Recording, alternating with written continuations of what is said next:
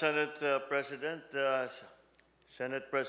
Chis Escudero, House Speaker Martin Romualdez, the Vice Dean of the Diplomatic Corps and the Moroccan Ambassador to the Philippines, His Excellency Mohamed Rida El Fassi, the Excellencies of the Diplomatic Corps, and at this point I have to say that, gentlemen, you look so well in your barongs, but as ever, the ladies have outshone us as they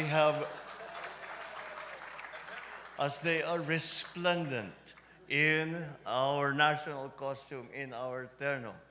The palace is generally a very serious place, and you have brought a bit of charm to the proceedings. Executive Secretary Lucas Bersamin, the honorable members of the Cabinet, Foreign Affairs Acting Secretary Charles Jose, and of course, First Lady Luis Araneta Marcos, my fellow workers in government, honorable guests, ladies and gentlemen, good evening. It is always with joy that I once again welcome all of you today as we join the entire nation in this proud occasion of celebrating the 127th anniversary of Philippine independence. From the birth of our statehood to this day, the country has forged a path to developing its national identity that is guided by the values of freedom and of democracy as inspired by our own struggles. The bravery of our ancestors is certainly not lost on us. The virtue continues to flow in the veins of all Filipinos as a proud race that is known to have stood against mightier foes, both in times of peace and in conflict. Today, we muster once again that same courage in the face of new challenges confronting the nation and the world. When I first took office 3 years ago, my marching orders to our Department of Foreign Affairs and our foreign services were clear. Reintroduce the Philippines to the world. Inform the global community that the Philippines is open for business and that we seek mutually beneficial cooperation with countries around the world who share our values and our aspirations. In a manner of speaking, these marching orders are similar to the gargantuan task our revolutionary government had to accomplish when the Philippines declared independence on this day in 1898, when our envoys had to secure international recognition of our nascent republic. 127 years later, our diplomats are tasked to secure international support for the Philippines' national development agenda and the global recognition of our role as a reliable partner, a trusted peacemaker, and an innovative pathfinder. I am pleased that we have made such great strides in this endeavor. Excellencies, ladies and gentlemen, with the indomitable spirit and resilience of the Filipino people, we have kept the torch of hard-won freedom lit and ablaze to this very day. And we have unremittingly defended our sovereignty and territorial integrity in the face of all adversity. Our country has since gone a long way from a fledgling republic to an active and responsible member of the community of nations. Our growth as a country has allowed us to play significant roles in the global discourse on climate change, human rights, migration, regional stability, and freedom in the seas, and amongst other issues. More than that, we have also expanded our diplomacy to include serving as consensus builders between and amongst nations on issues of international significance.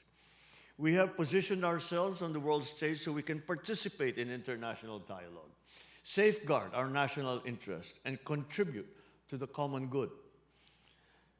Excellencies, ladies and gentlemen, since taking the mantle of the presidency 3 years ago, I have made several pronouncements about charting an independent foreign policy as a constitutional mandate.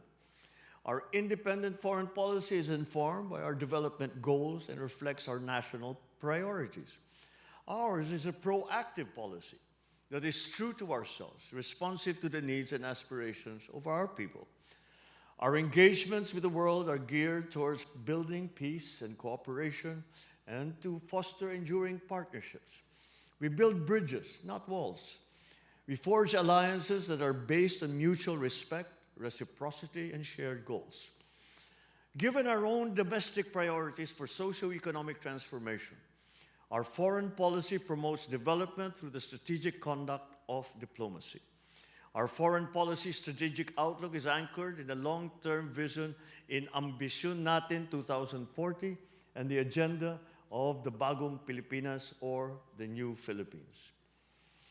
At this juncture, allow me to share some of the highlights of the state of play in the Philippine economy.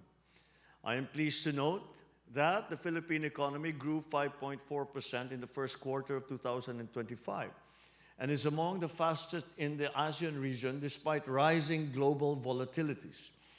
This includes growth from major economic sectors of agriculture, forestry, fishing, industry, and services. We are confident that we will achieve the 6% growth target, the 6% GDP growth target in the coming quarters, driven by a steady fiscal consolidation, easing inflation, and progress in trade negotiation with key partners, amongst other initiatives. The forecast is supported by the IMF World Economic Outlook in April of 2025, which similarly painted a rosy projection for the Philippines to be the fastest growing economy among ASEAN 5 countries in 2025. Truly, the Philippines has become an economic standout in the region, owing to our demographic dividend that is young, future-ready, tech-savvy, fast-expanding digital economy, and business-friendly reforms.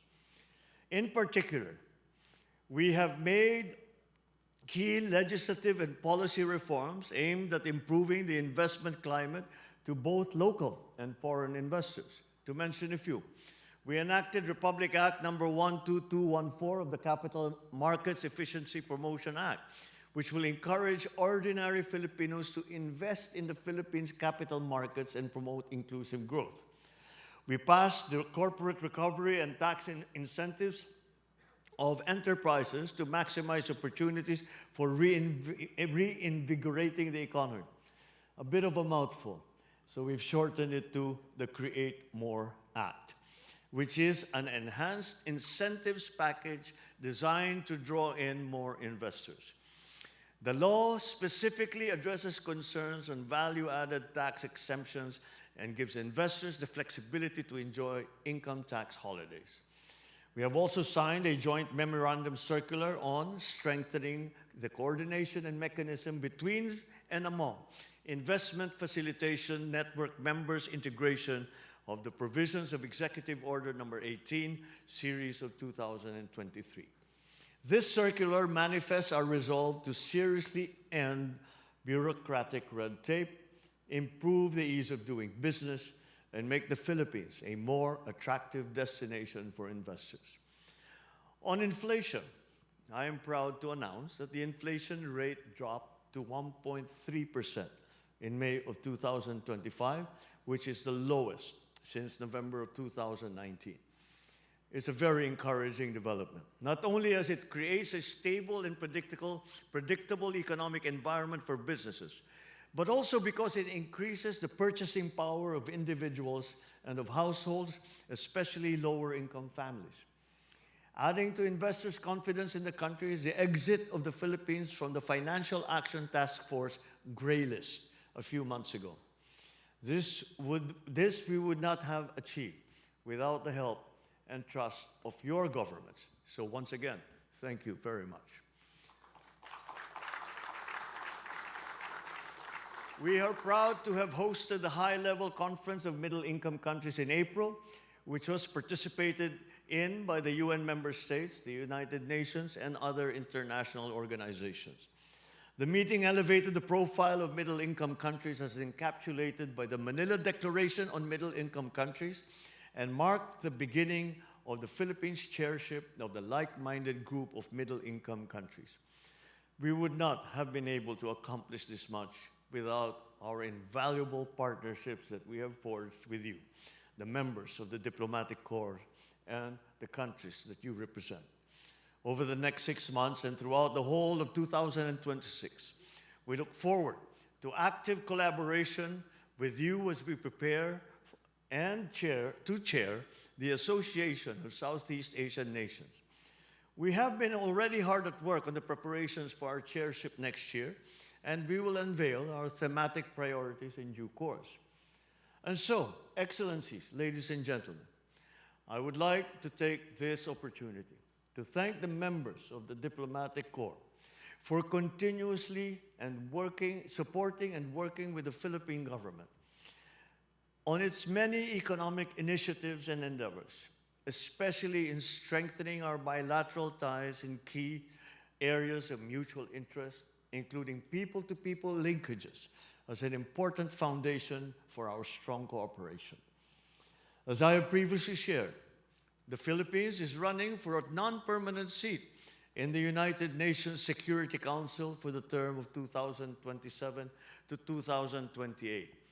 We just finished an election, and I cannot stop campaigning. Our candidature is anchored in our country's legacy in multilateralism, as evidenced by our history of forging cooperation and seeking peace. We earnestly hope to receive the support of your respective governments in that bid. On this note, at this point, I would like to invite everyone to join me in a toast to everyone's very good health and long life, to our enduring friendships, and to the continuing deepening of the ties between our countries and our peoples. Mabuhay!